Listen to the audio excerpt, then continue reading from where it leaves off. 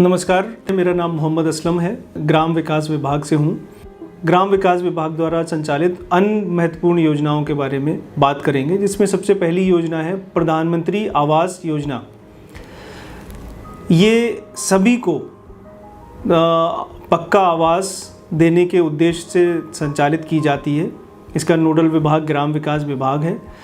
ये योजना पहले इंदिरा आवास योजना के नाम से संचालित की जाती थी, जो आप सारे लोग जानते हैं। अप्रैल 2016 से इस योजना का नाम और स्वरूप दोनों बदल गया।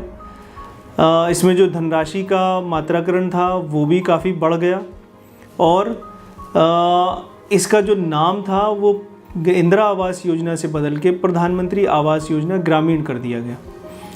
अब इस योजना की पात्रता क्या है? पहले तो इसकी विशेषताएं क्या होनी चाहिए। इस योजना में महिला के नाम पे महिला सशक्तिकरण भी है। महिला के नाम पे ही उसका मकान जो है आवंटन किया जाता है, उसके नाम पे ही इसका मकान होता है और कम से कम 25 वर्ग मीटर में इसको बनाया जाता है, जिसमें एक कमरा, कम से कम एक कमरा, एक किचन और एक टॉयलेट अवश्य होना चाहिए। इससे ज़्यादा भी आप अगर आपके पास है तो बना सकते हैं, लेकिन ये मिनिमम मतलब कम से कम जो ज़रूरत है वो ये है कि एक कमरा, एक किचन और एक टॉयलेट हो। इसमें जो वित्तीय सहायता दी जाती है वो प्रत्यक्ष तौर पे तो 1,30,000 रुपये है। इसके अलावा 95 मानव दिवस के बराबर जो पैसा है, आपको अपने घर को बनाने में ही काम कर रहे हैं और उसका भी 95 मानव दिवस के बराबर मनरेगा से आपको पैसा मिलता है, जो करीब 18,000 के करीब होता है। इसके अलावा भी शौचालय बनाने के लिए 12,000 का केंद्राभिसरण किया जाता है स्वच्छ भारत मिशन ग्रामीण से। तो कुल मिला के ये अच्छी खासी धनराशि हो जाती है, जो 1,60,000 के करीब की राशि ये हो जाती है।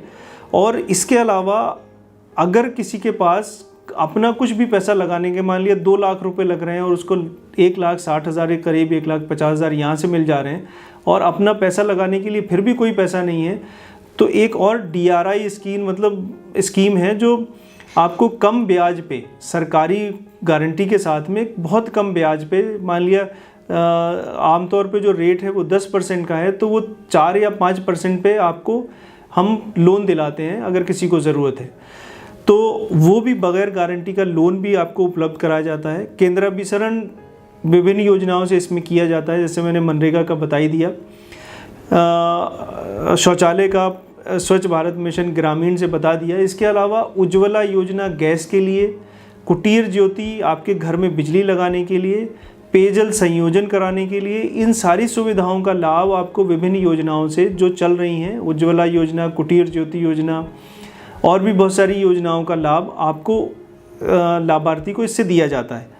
अब इसमें पात्रता क्या है? जब इतना सारा लाभ दिया गया है तो इंदिरा आवास में जो पात्रता थी वो हमारी BPL की सूची से निकाली गई आवास विहीन की सूची थी।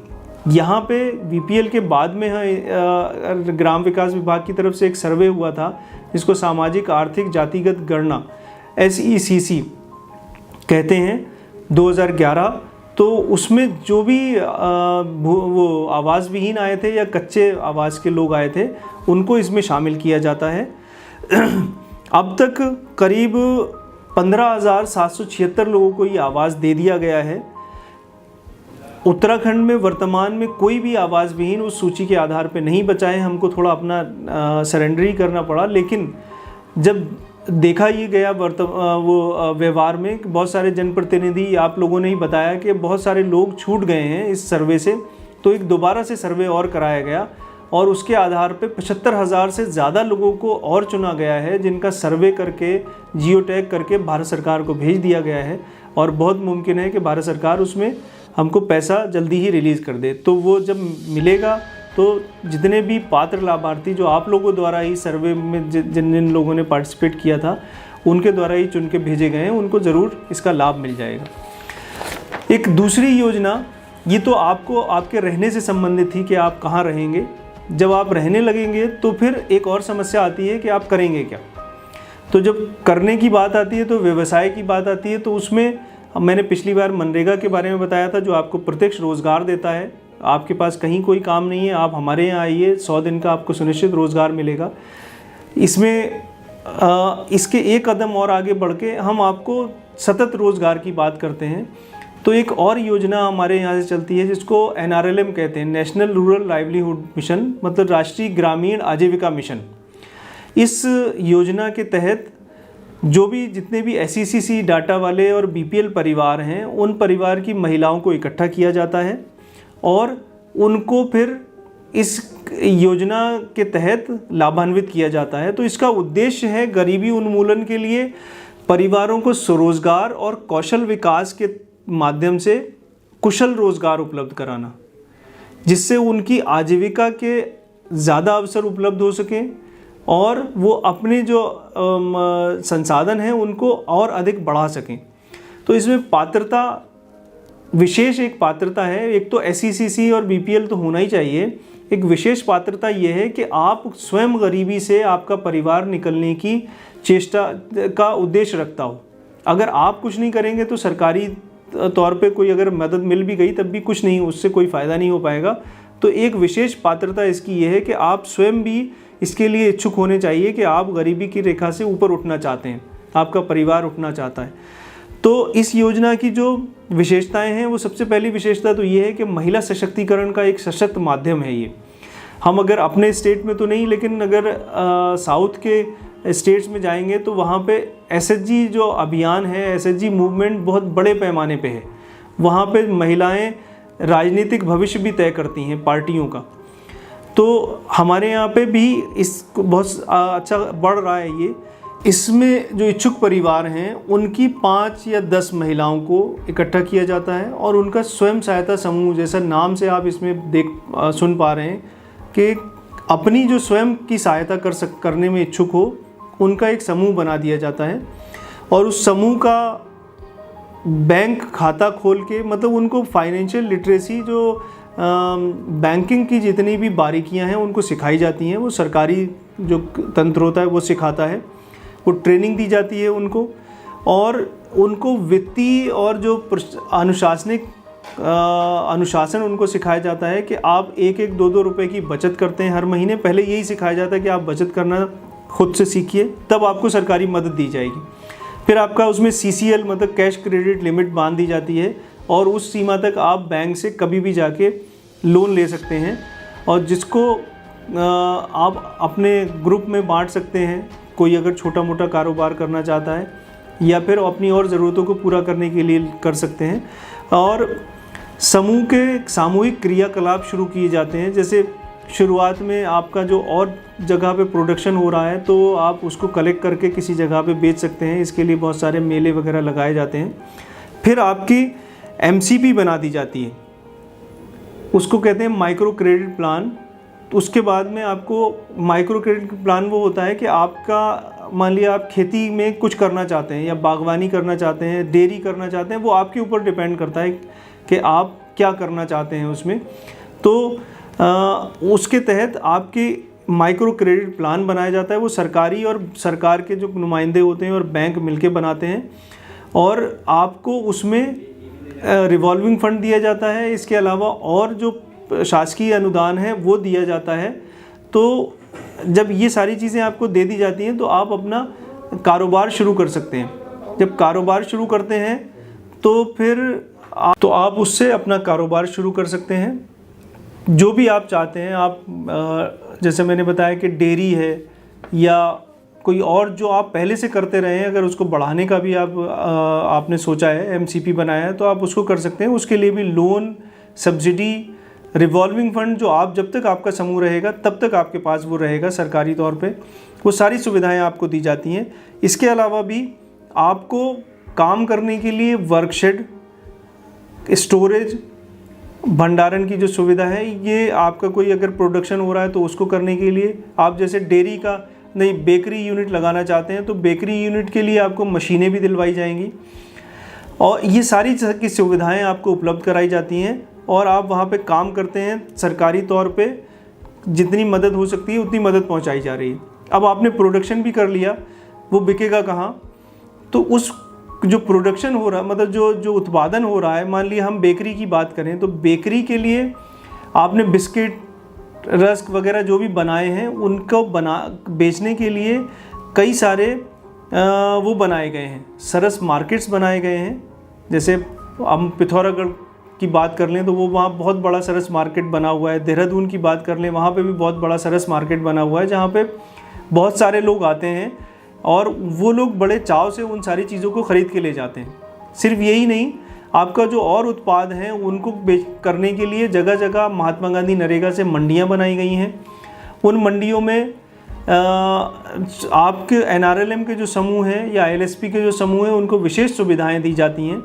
इसके अलावा मेले राष्ट्रीय स्तर पे, राज्य स्तर पे बहुत सारे मेले लगाए जाते हैं, जिनमें NRLM स्वयं सहायता समूहों को ही वो सारी दुकानें 1 हफ्ते 1.5 हफ्ते तक के लिए दी जाती हैं और बहुत फ़ायदा होता है।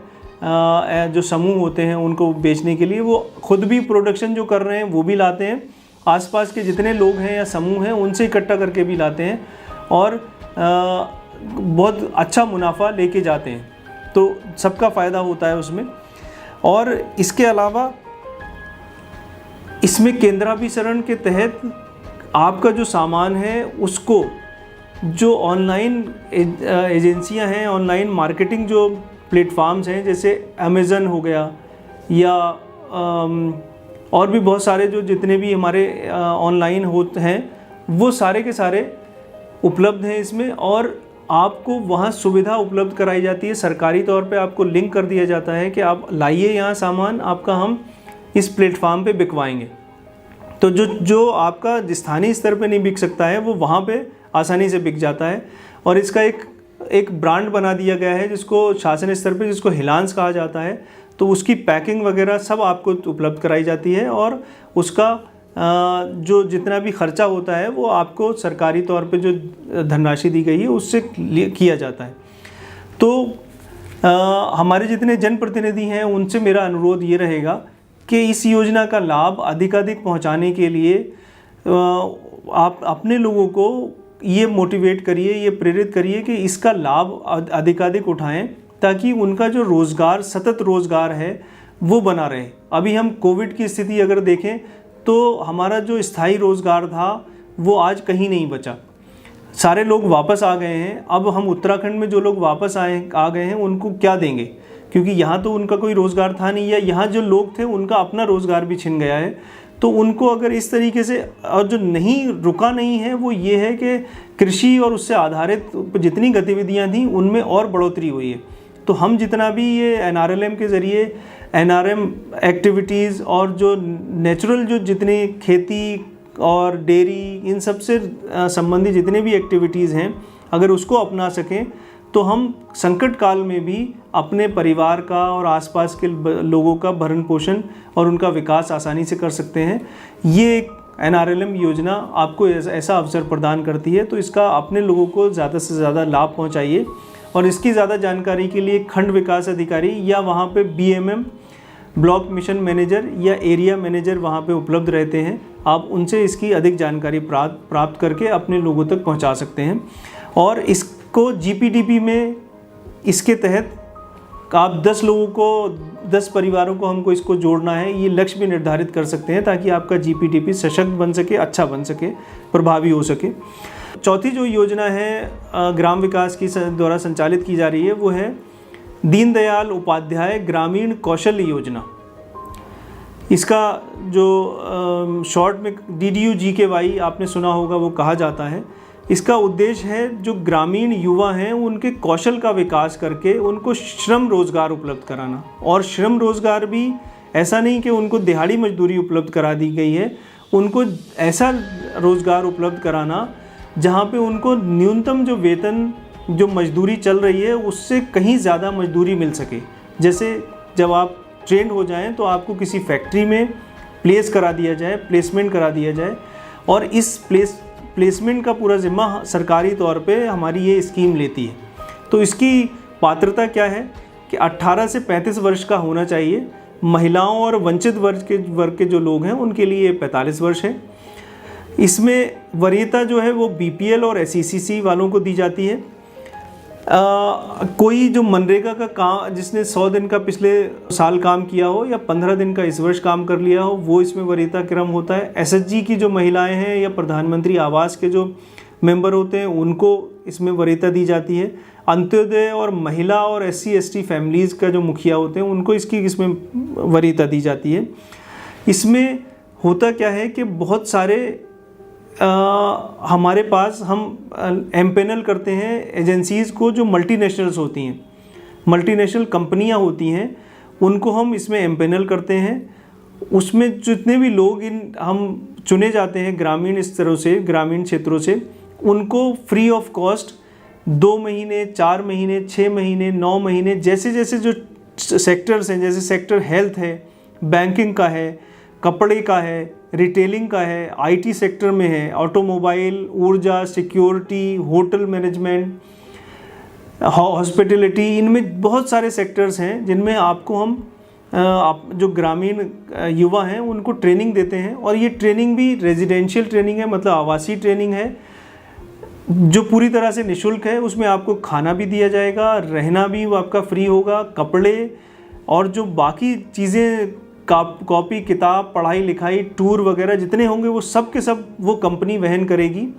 और इससे भी एक कदम आगे निकल के जो ट्रेनिंग दे रही है जो कंपनी, जो मल्टीनेशनल कंपनी, ऐसे कोई छोटी मोटी कंपनी ट्रेनिंग नहीं देगी इसमें, जो मल्टीनेशनल कंपनी जिस भी ट्रेड में आपने चुना है उसमें जो ट्रेनिंग दे रही है, उसके जो फ्री ऑफ कॉस्ट ट्रेनिंग कराने के बाद में प्लेसमेंट का जिम्मा भी उसी का है। कम से कम 3 महीने के लिए उसको फाइनल पैसा कुछ कंपनी को हम तभी देते हैं जबकि वो उनमें जो लोग, जो युवा प्रशिक्षण प्राप्त कर रहे थे किसी भी ट्रेड का, उनको कम से कम 3 महीने का वो प्लेसमेंट कराएं, और ऐसा प्लेसमेंट जिसमें उसको न्यूनतम मजदूरी से कहीं ज़्यादा मजदूरी मिले। तो मैं आपको ये बताना चाहूँगा कि हमारे यहाँ की बहुत प्लेसमेंट की दर काफ़ी अच्छी है। यहाँ सऊदी अरेबिया और इन सब जगहों पे हमारे होटल इंडस्ट्री के लोग, मतलब ट्रेनी थे, वो गए हुए हैं प्रशिक्षणार्थी, जो आप ही लोगों के बीच के, आप ही के कोई भाई बहन होंगे वहाँ पे जो गए हुए हैं। और भी कई कंट्रीज़ में हमारे यहाँ के लोग गए हुए हैं। इसके अलावा सिडकुल में, जो हमारे यहाँ पे सिडकुल है, उसमें भी लगे हुए हैं। और हम दिल्ली, नोएडा, बेंगलोर, इन जगह भी बहुत सारे लोग भेजे गए। तो ये एक बहुत अच्छी योजना है। आप में से जो भी परिवार इसमें इच्छुक हो, अगर उनके बच्चों को और कहीं नौकरी नहीं मिल पा रही है तो वो इसमें आए। अपना सिर्फ पंजीकरण उनको वहाँ पे कराना है ब्लॉक में जाके, और आपको चुन लिया जाएगा। एक इंटरव्यू होगा कि आप हैदराबाद जाने के लिए तैयार हैं नहीं। ये ट्रेनिंग हैदराबाद, बेंगलोर, यहाँ कई जगह पे कराई जाती है। तो आप उसमें अगर तैयार हैं जाने के लिए तो यहाँ आइए। आपको एक आपका आसमान खोलने की अपॉर्चुनिटी, एक अवसर एक प्रदान कर रहा है ये दीनदयाल उपाध्याय, जिसमें आपको कोई भी पैसा खर्च नहीं करना है। आपका रहना वगैरह का मतलब, आपका जो बच्चा वहाँ जा रहा है वो एक तरीके से आपके घर में रह रहा है, फ्री ऑफ कॉस्ट रह रहा है, ये मानते हुए, और उसका भविष्य सरकारी तौर पे बनाया जा रहा है, मल्टीनेशनल कंपनियों के ज़रिए बनाया जा रहा है। हो सकता है उनमें से कोई कंपनी उसको हायर कर ले, बहुत सारा ऐसा देखा गया है, और बड़े अच्छे पैकेज पे, जो बाहर गए हुए लोग हैं बड़े अच्छे पैकेज पे गए हैं। तो अगर हम इसका फ़ायदा अपने बच्चों को, अपने जो युवा हैं, जो ग्रामीण युवा हैं, बेरोज़गार हैं और वंचित परिवार के लोग हैं, उनको देंगे, तो मुझे लगता है कि हम अपने यहाँ की जो बेरोज़गारी की तस्वीर है उसको बदल सकेंगे, और अपने जो वो परिवार हैं, जो वंचित परिवार हैं, उनके भरण पोषण और आजीविका के नए साधन उपलब्ध करा सकेंगे। तो ये कुछ योजनाएं थी जो ग्राम विकास विभाग द्वारा संचालित की जाती है। इसके अलावा और भी बहुत सारी योजनाएं हैं जो छोटी छोटी चलती रहती हैं। तो जैसे इसी महात्मा गांधी नरेगा में जो परिवार कर रहे हैं, काम कर रहे हैं, उनके बच्चों को भी हम एक प्रशिक्षण इसी DDU-GKY में दिलाते हैं। तो आप ये उस उन्नति प्रोजेक्ट है, वो उन्नति के ज़रिए जो DDU-GKY में जा रहे हैं तो उनमें डबल उनका फ़ायदा होगा। एक तो यहाँ निःशुल्क उनको ट्रेनिंग दी ही जा रही है और प्लेसमेंट हो रहा है। यहाँ वो अगर मनरेगा के वर्कर हैं और उनके बच्चे इसमें आ रहे हैं तो हम उनको 100 दिन का रोज़गार के बराबर पैसा भी देंगे, जो 21-22 हज़ार रुपये होता है। हम ये मानते हुए कि वो अगर कहीं काम करते तो फिर उनको दिहाड़ी मिलती। तो इसमें भी मनरेगा के ज़रिए जो लोग जा रहे हैं उनको DDU-GKY में निःशुल्क ट्रेनिंग के अलावा ये पैसा भी उनको दिया जाएगा पर डे 201 रुपये के हिसाब से स्टाइपेंड के तौर पे। तो आप इसमें आइए और अपने इन सारी सुविधाओं का लाभ उठाइए, अपने लोगों को जिसकी जानकारी दीजिए ताकि वो अधिकाधिक तौर पे इसका लाभ उठा सकें। जीपीडीपी में इन सारे कंपोनेंट्स को, ग्राम विकास और बाकी सबको शामिल करिए। मिशन अंत्योदय का अच्छा इस्तेमाल करिए, उसमें जो सर्वे है तो उससे आपको पता चल जाएगा कि कितने ग्रामीण हमारे बेरोज़गार हैं, कितने बेघर हैं, ताकि आप अपने जीपीडीपी को सशक्त बना सकें, प्रभावी बना सकें और उसका क्रियान्वयन, अगर आपने अच्छा सा प्लानिंग की है तो क्रियान्वयन उतना ही अच्छा हो सकेगा। तो मेरी बहुत शुभकामनाएं आपको। धन्यवाद।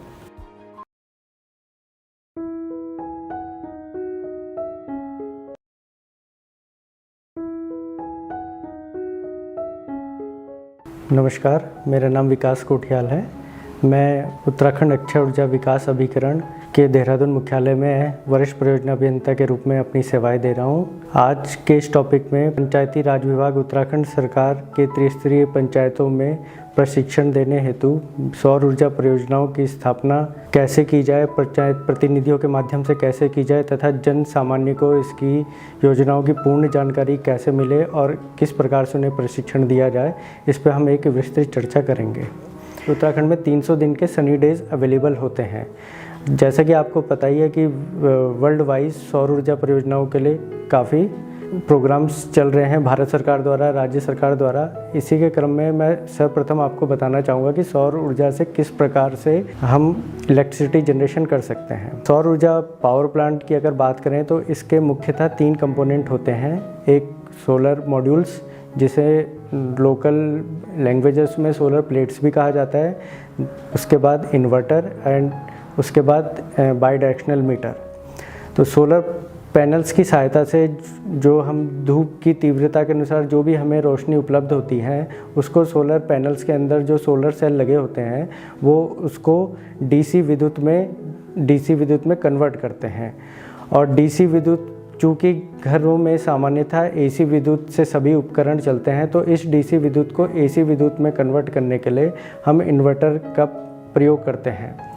इसके उपरांत जब कभी भी हम सोलर पावर प्लांट अपने छत पे या अपने परिसर में लगाते हैं तो उसमें हमें ग्रिड में इसको समायोजन करना पड़ता है। तो ग्रिड में समायोजन हेतु हम एक बायडायरेक्शनल मीटर की स्थापना करते हैं। यह बायडायरेक्शनल मीटर आपको ये बताता है कि सोलर पावर प्लांट से कितनी विद्युत जनरेट हुई, कितनी आपने खपत की और कितनी खपत करने के पश्चात वो कितनी ग्रिड में समाहित हो गई। आपको यहाँ अवगत कराना चाहूँगा कि उत्तराखंड के पर्वतीय क्षेत्र हेतु उरेडा ने वर्ष 2016-17 में एक सूर्योदय स्वरोजगार योजना चलाई गई थी, जिसमें उत्तराखंड के पर्वतीय क्षेत्रों में कुल 1924 नंबर्स पावर प्लांट स्थापित हुए हैं। ये सभी पावर प्लांट्स की क्षमता 4 किलोवाट या 5 किलोवाट थी और ये सभी सोलर पावर प्लांट बहुत अच्छे और सुचारू रूप से कार्यरत कर रहे हैं और इसमें लोगों के घरों में बिजली के बिल की बचत भी हो रही है। अब मैं आपको अवगत कराना चाहूँगा कि उत्तराखंड सरकार की भविष्य की सोलर पावर प्लांट हेतु स्थापना हेतु क्या क्या योजनाएं हैं। अभी विगत इसी महीने में उत्तराखंड सरकार के माननीय मंत्रिपरिषद द्वारा एक स्कीम अप्रूव की गई है, जिसका नाम मुख्यमंत्री सौर स्वरोजगार योजना है। जैसा कि आपको विदित ही होगा कि कोरोना काल में हमारे बहुत से राज्य के प्रवासी वापस आए हैं तथा हमारे पर्वतीय क्षेत्रों या ग्रामीण इलाकों में कई युवा बेरोजगार हैं, सीमांत एवं कृषि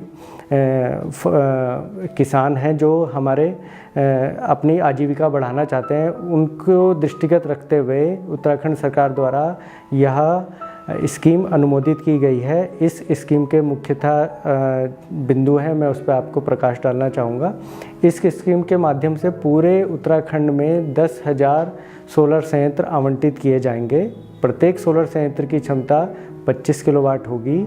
यह सोलर संयंत्र कोई भी आवेदन उत्तराखंड का स्थायी निवासियों के ही माध्यम से लगाए जाएंगे और जो इसकी पात्रता रखी गई है वो पात्रता यह है कि जो भी स्थायी निवासी इसको लगाएगा उसकी आयु 18 वर्ष से अधिक होनी चाहिए और वो उत्तराखंड का स्थायी निवासी होना चाहिए। वो अपने परिसर में, खेतों में यह पावर प्लांट लगा सकता है और इस पावर प्लांट से जो भी विद्युत उत्पादन होगा उसके लिए उत्तराखंड का UPCL जो है उत्तराखंड पावर कॉरपोरेशन लिमिटेड उस आवेदनकर्ता से 25 साल के लिए बिजली खरीदेगा और इस 25 साल हेतु वह एक पावर परचेस एग्रीमेंट भी करेगा, जिससे आपका जो पावर प्लांट की आउटपुट से जो भी जनरेट होगा वो उत्तराखंड सरकार खरीदेगा। यह सुनिश्चितता इस स्कीम में की गई है। उस किस विद्युत दर से वो खरीदेगा, यह उत्तराखंड विद्युत नियामक आयोग द्वारा जो भी वर्ष के लिए विद्युत दरें निर्धारित की जाएंगी उसके अनुसार जो भी उत्तराखंड पावर कॉरपोरेशन द्वारा क्रय किया जाएगा उसका भुगतान संबंधित आवेदनकर्ता को UPCL के माध्यम से किया जाएगा।